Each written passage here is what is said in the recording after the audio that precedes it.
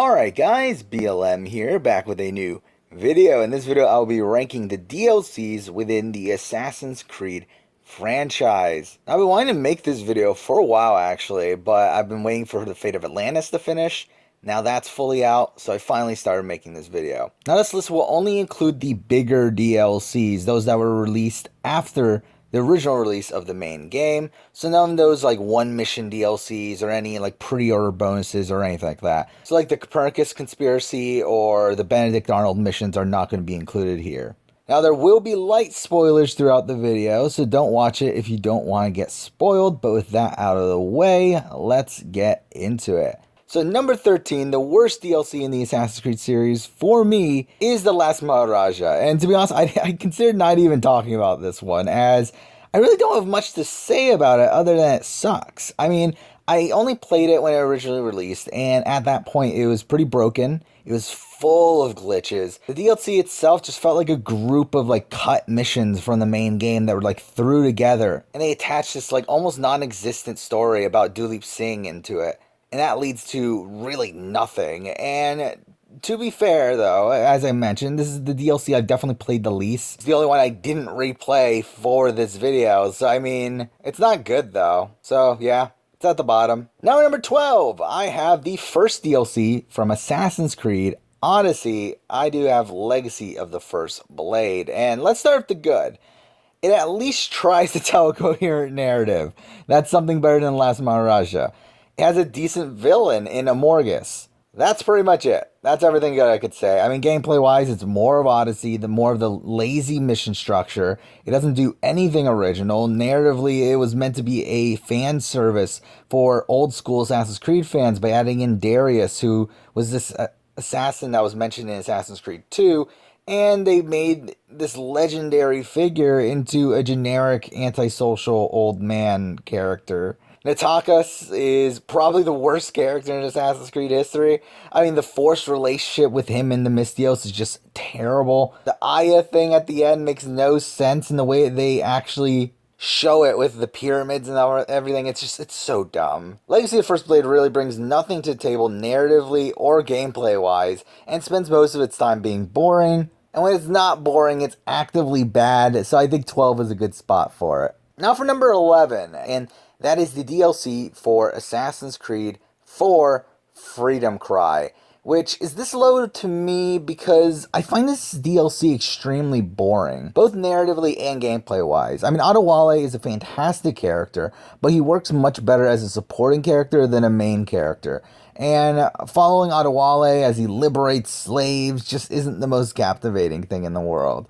And for the most part, gameplay-wise, it's more of the same from AC4. You spend most of your time here in plantations, saving slaves. And again, it gets a bit monotonous. But that said, I do think there was more care put into the making of this DLC than Legacy of First Blade, and more care was put into the writing. So while I don't find the writing particularly great here, it is probably stronger than the next few DLCs on the list, to be honest. But I find the DLC as a whole pretty dull, so it's tough for me to rank it higher than number 11. Now at number 10, I have the second DLC from Assassin's Creed Odyssey, and that is the Fate of Atlantis. I did contemplate putting this one spot lower, as there are so many negatives with this DLC. The writing is abysmal, the voice acting is terrible, the story makes no sense, especially considering Cassandra herself knows that everything that is happening is a simulation. The modern day is...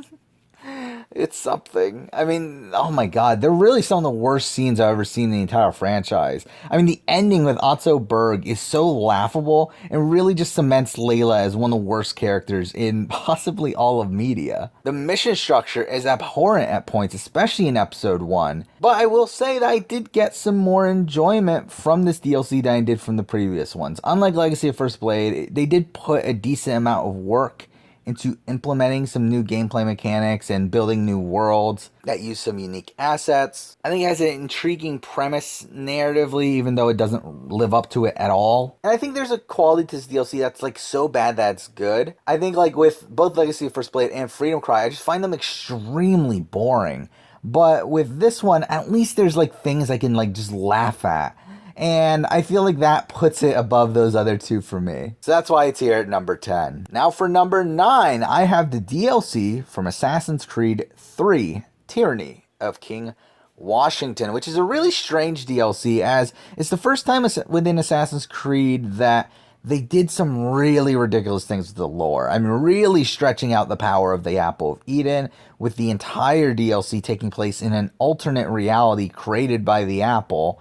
And narratively, this DLC feels pointless because of that. And the pure evilness of like Washington and Putnam, these characters that you knew in the main game, always felt like really comical to me. Gameplay wise, they add in these new abilities, which are also pretty lore breaking, where Connor is able to turn himself invisible or fly from ledge to ledge. I mean, it's really just ridiculous. There are some really annoying missions in this DLC as well, a lot of them forcing you to use these abilities. But what puts it above the other DLCs for me is that I do feel like this DLC feels a bit more complete. It's more coherent narratively than something like Legacy of First Blade and Fate of Atlantis, and I don't find it as boring as something like Freedom Cry. But at the end of the day, it's still not good. Yeah, not a big fan of Tyranny of King Washington, but 9 is probably a decent spot for it. Now at number 8, I have the first DLC from Assassin's Creed 2, the Battle of Forli. And I know a lot of people like this DLC. I've never cared for it. I found it really strange that this was supposed to be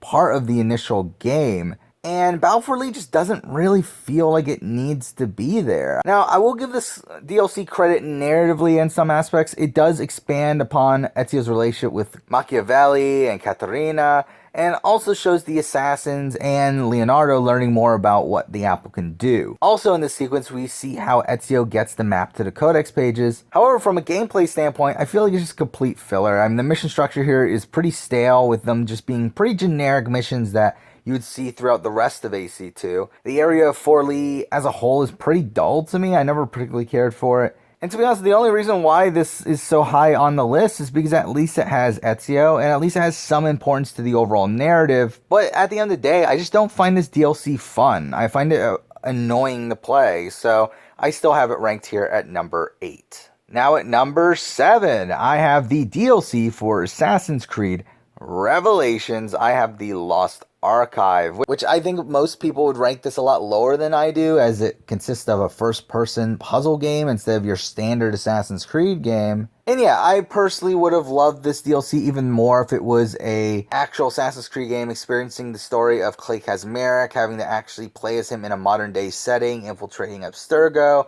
That would have been fantastic, but I still enjoyed what we got. Narratively, it's probably the most impactful DLC of the entire series, where we get the reveal that Lucy was a triple agent. We get the backstory of Subject 16, this character from all the previous games. We learn more about Juno, who is obviously the main antagonist of the series at this point. It's a fantastic DLC narratively, but gameplay-wise, it is a bit of a letdown. Obviously, as I said, it is a first-person puzzle game. But I will say, I do like the level design and the minimalistic approach that they were able to utilize. And with a good chunk of additions to the puzzle solving as well, I do think it makes for a decent puzzle platformer. But obviously, I do think it would be better if it was a third-person action-adventure game instead. But it's still a solid DLC, so number 7 feels like a good spot for it for me. Now at number 6, I have a DLC I used to rank a lot lower. This would have been ranked probably 8 or 9 if I had done this a few months ago. However, on my recent replay of this, I really found a new appreciation for it, even though I still have a lot of issues with it. But here at number 6, we have the first DLC for Assassin's Creed Syndicate. We have Jack the Ripper, which, as I mentioned, I still have issues with. I mean, there's a lot of dumb lore things involved here with the fear weapons. I didn't care for how they handled Jack's identity. Narratively, it stumbles throughout the entire thing. I do think the strong points is seeing Evie like 20 years after the events of the main game. But outside of that, the narrative is a mess, but I thought gameplay-wise it was pretty fun. I mean, the assassination missions in this DLC are fantastic. I mean, that's something that I think Syndicate does better than every other game in the franchise, are the assassination missions. And this DLC is more of the same. I also like the murder mystery aspect of some of the missions, where you're looking for clues that Jack left behind. So while this DLC is not perfect, I do feel like I have more positives about this DLC than any of those that I have ranked below it, so I stand by it being here at number 6. Now at number 5, I have the DLC from Assassin's Creed Unity. I have Dead Kings, which Overall, I really enjoy. I do love that this serves as an epilogue to the main game, showing the immediate ramifications of Elise's death on Arno and showing how he's able to move on. And because of that, I do really like the narrative here. Gameplay wise, though, it's a bit more mixed. I find the new area in this game pretty bland. It's dark, it's gray for the most part.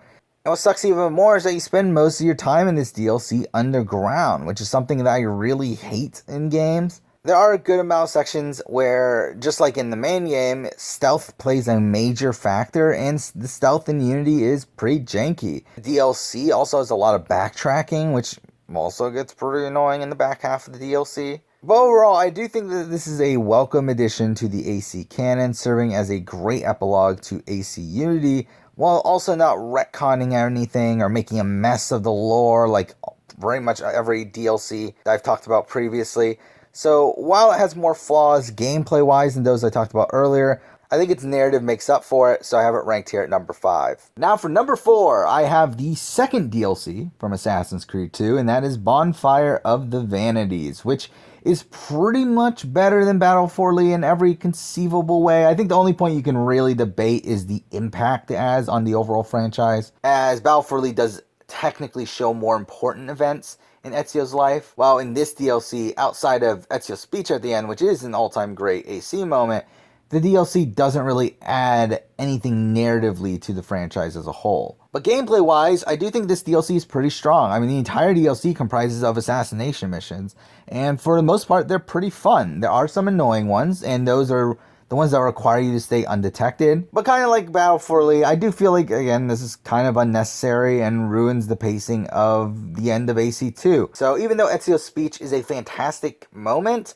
and really displays Ezio's character development throughout the course of AC2, I do feel like its pointlessness kind of leaves it out of the top 3 for me. So here it's at number 4. Now at number 3, I have the DLC from Assassin's Creed Brotherhood, which is the Vinci Disappearance. And for the longest time, this was my favorite DLC. It pretty much does everything right. I mean, we get more of Ezio's relationship with Leonardo. We get to see what had become of some characters from the main game, people like Duccio and Lucrezia. There's the connection to the modern day with the ending revealing the location of the Grand Temple, which is how William Miles and the Assassins get there by the end of Revelations. The missions are pretty fun here as well, with the Lucrezia mission and the final mission with Leonardo pretty much just being assassin tombs, which were my favorite style of mission from the original games. I mean, the puzzle to find Leonardo, I found that pretty fun. I will say, though, that the Palazzo mission does get a bit annoying, where you have to mark the paintings and stuff. I mean, that's not great, but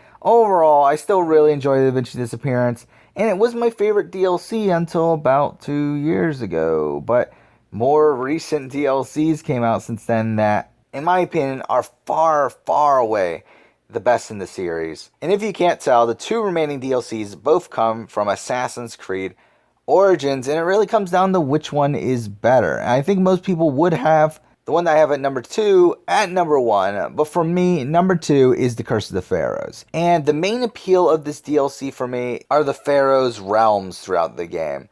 I mean, they're beautiful. They're some of the best art direction in the entire series. This DLC also expands on Bayek's character, giving him closure through a few of the side quests that you would find in these realms. So all this is fantastic. I do have some minor issues that leave it out of being number 1. I think the main narrative is a complete mess. It's all over the place, with a good chunk of filler in the middle, namely like the Blood in the Water quest, and a really weird structure where you can play the ending of the DLC before you actually finish the main quest line. Like, it's really strange how they structured it. And while these different realms are probably some of the best parts of the DLC, they're also a complete mess lore-wise. I mean, as I mentioned before, the fact that the apple can create entire worlds is really ridiculous. And similar to the Fate of Atlantis, Bayek knows that these worlds aren't real, but seems to act as if they are. So that does disturb me as well. But overall, this DLC is still fantastic despite its flaws, but obviously I think number 1 is far and away better. And at number 1, I have the other Assassin's Creed Origins DLC, and that is the Hidden Ones. And for me, it's not even close. I mean,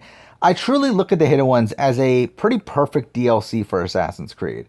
While it's on the shorter side of things, it really feels like an epilogue to Origins, showing Bayek further cementing the Hidden Ones, and it also shows the origin of one of the tenets of the Assassin's Creed, with the confrontation of Gamelot being one of my favorite moments in all of Origins. The DLC from a gameplay perspective comprises of assassination missions, which for the most part are pretty well done. There is that one mission where you're escorting Tahira and the other guy outside of the camp, and that can get annoying. That's not great. But everything else, mission structure-wise, I think is pretty strong. But something else that puts it above the other DLCs for me are the side quests. I think the Hidden Ones here has some of the best side quests in all of Origins. I mean, the Shadows of the Scarab quest is probably my favorite side quest in the entire series, showing Bayek's skill as the leader of the Hidden Ones, being able to recruit Kawab, who was Tahaka's son from the main game, which I thought that was a really cool callback as well. Overall, I really love the Hidden Ones. It really feels like a Bayek movie to a degree, with a really tight, concise narrative